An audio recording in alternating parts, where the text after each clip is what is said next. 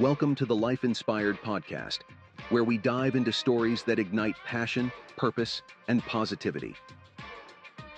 With your host, Chaz Thomas, each week, we'll explore the journeys of incredible individuals who faced challenges, overcome obstacles, and found inspiration in their everyday lives.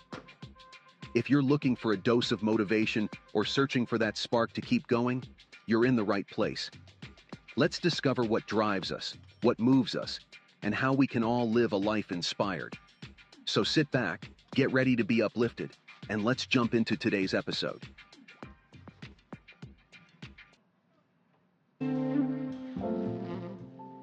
Yeah, hello again, everyone. This is Chaz Thomas with the Life Inspired Podcast.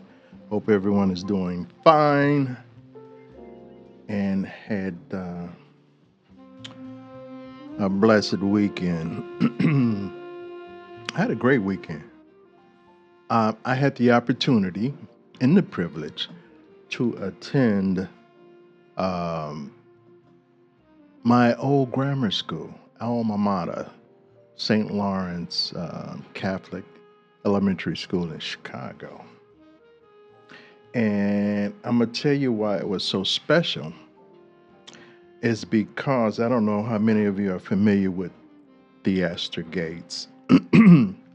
He's been doing some interesting art projects in Chicago. He's been renovating abandoned properties, commercial properties for the most part. There was a bank on Stony Island, Guarantee Bank, that he repurposed into an art incubator. And interesting enough, because I lived around there as well, that was the first bank I opened up a savings account in. I'll post a picture of that a little bit later. But most recently, yesterday, he rededicated or repurposed my old grammar school into an art incubator. And I'm going to just read just a little bit about that project. It's called the Land School. It's called the Land School. And allow me just to read a little bit about that project. The Land School can refer to several different institutions, including Rebuild Foundation's New Space-based project in Chicago, formerly St. Lawrence Elementary School, which opened in September 2025. Let's see.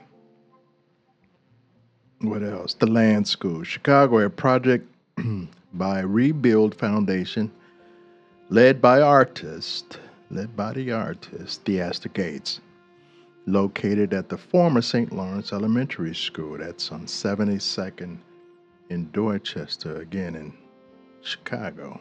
We had a grand opening of that project yesterday. It aims to be a model of land stewardship through art, creative experimentation, and archival practice, focusing on community self-determination through creative investments in space and archives. It's called the Land School.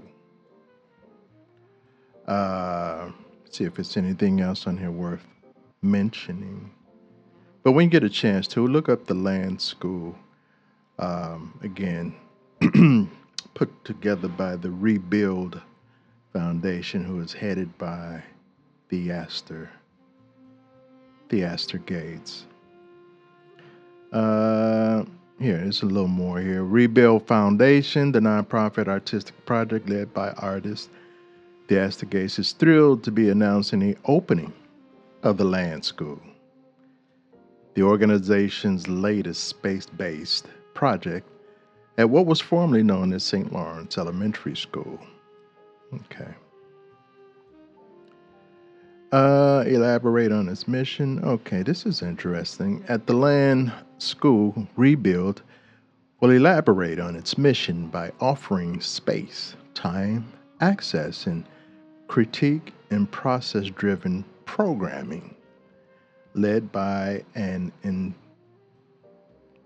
intergenerational cohort of artists, thinkers, and organizations invested in culture as a service in 2002. The St. Lawrence Catholic Elementary School at the corner of 72nd Street in Dorchester was shuttered.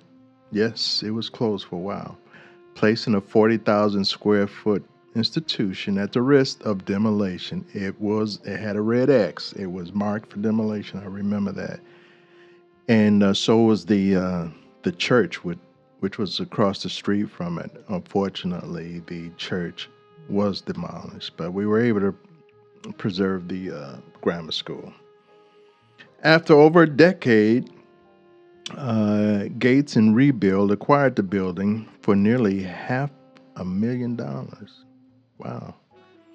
Rescuing it from complete erasure. That's amazing.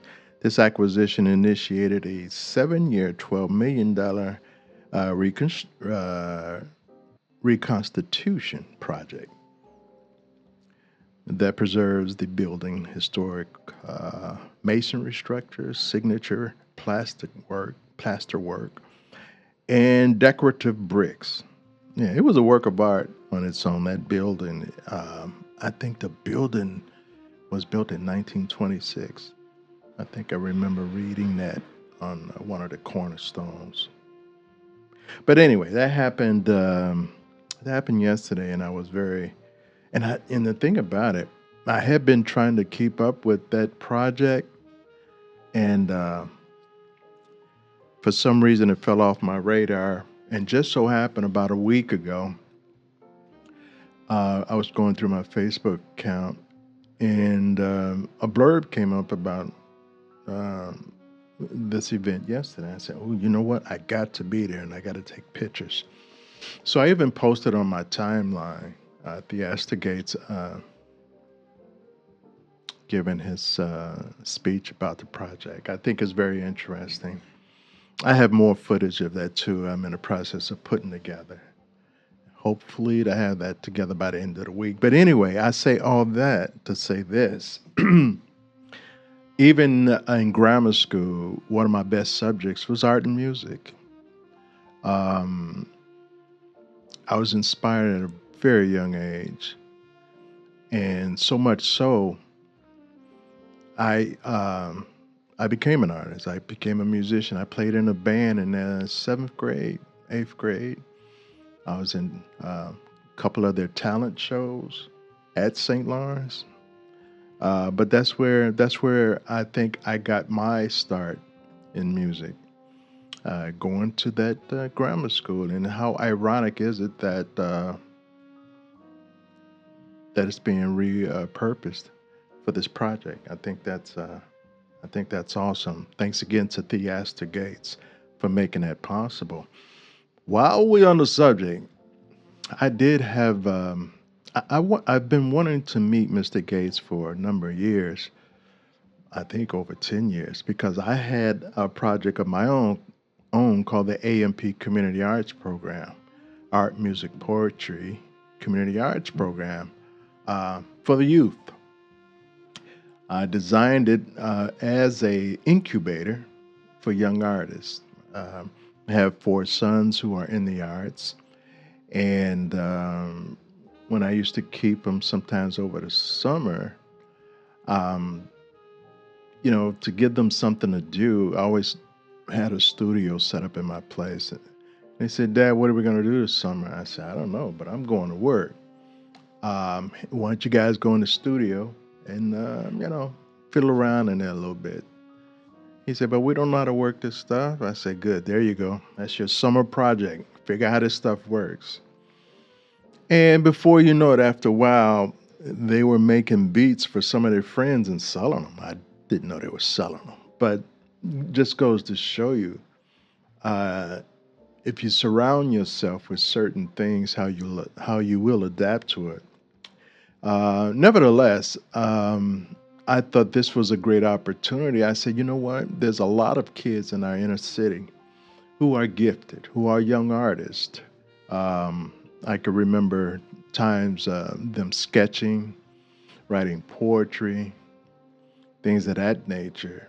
And I can remember saying to myself, you know what, you guys need your own facility. You need a place to express yourself aside from hanging out in the streets.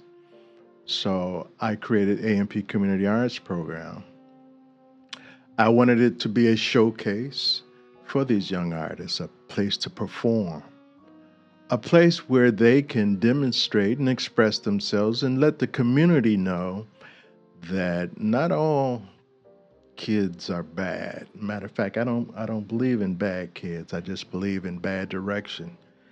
But if you direct them in the right way, they will um, they will perform. So anyway, I had this grand idea of creating this community space. I needed a facility. Ideally, I was looking for a warehouse.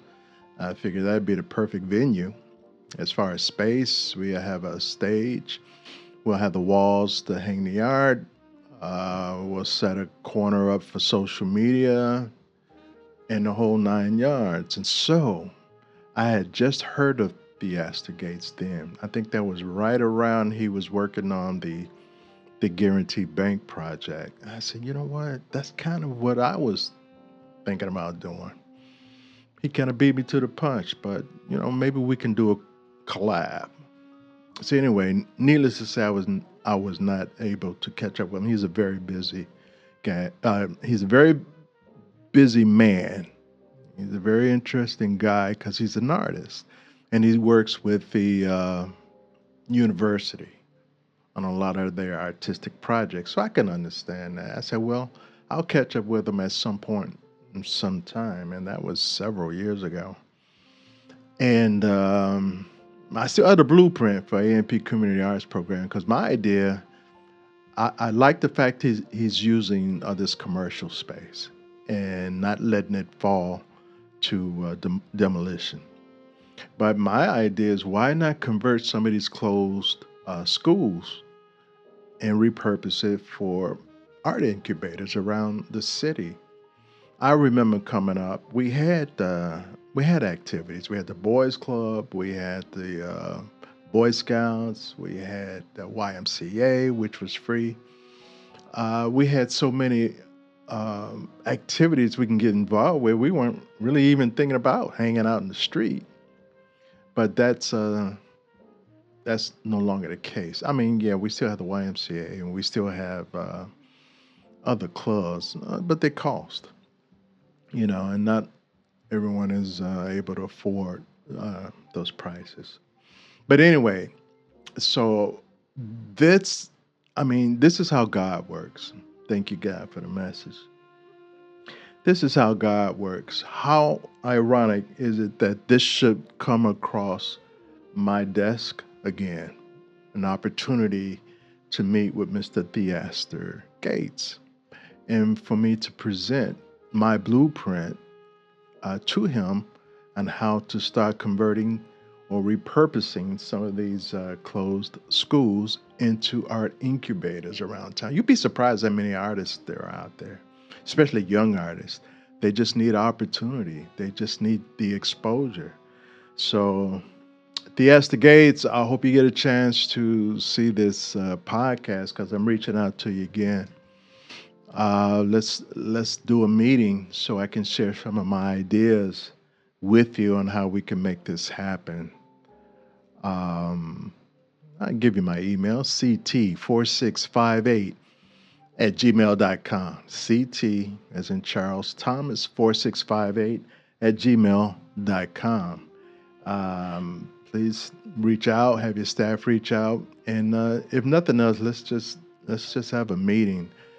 I've been trying to meet you for so many years because I admire the work you do, and from artist to artist, I just want to show my appreciation. And like I said, who knows, maybe we can do a collaboration and how we can make this happen in the city of Chicago. Because Chicago is not a bad place, people. I don't care what you hear. But every city has its rough spots. There's no perfect city out there. I've showed you in my videos, the lakefront, things of that nature. It's beautiful if you look for it. Let me say this: you'll find whatever you look for in life. If you're looking for bad, you're gonna find bad. If you're looking for good, you're gonna find good, and that's the same with people. If you're looking for something on somebody, you're gonna find it, either good or bad. It depends on what you're looking for. But I think this will be a great opportunity to turn some of those conversations around, those negative conversations around about Chicago, and let's be a hub for art incubators. Let's be a blueprint. Let's show them, let's show other cities how we do this, how we can do this. So again, Mr. Gates, hopefully you will hear this message, reach out to me, or have your staff reach out to me. I'd love to meet with you and talk to you about the possibilities. Okay, but I just wanted to share that with you for now. I got some other work, projects I'm working on. So until next time, this is Chaz Thomas with the Life Inspired Podcast. Till next time, God bless you.